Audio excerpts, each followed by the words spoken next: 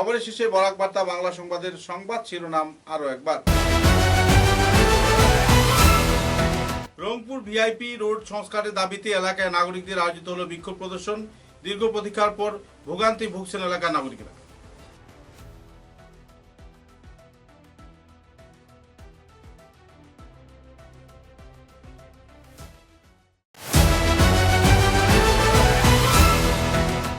শিলচর গোলদিঘি মোল committee ও জেলা স্বাস্থ্য বিভাগের উদ্যোগে গোলদিঘি মোলে আয়োজিত হল স্বাস্থ্য পরীক্ষা শিবির এবং বিনামূল্যে ওষুধ প্রদান অনুষ্ঠান।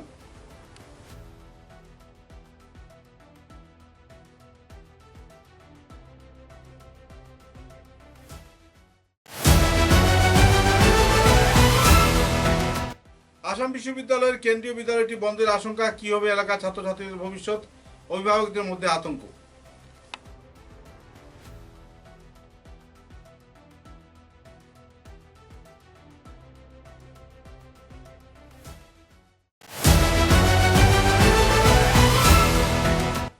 শিলচর মনসুন প্রিমিয়ার লিগে জমকালো সূচনা, ব্যাট হাতে উদ্বোধন করলেন বিধায়ক কিশোর নাথ।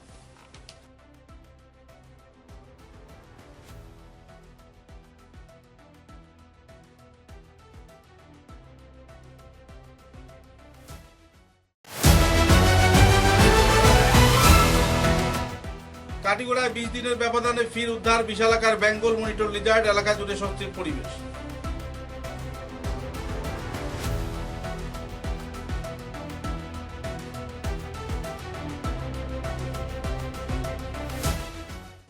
এখনকার মতো বরাক বার্তা বাংলা সংবাদ এ পর্যন্তই। নমস্কার।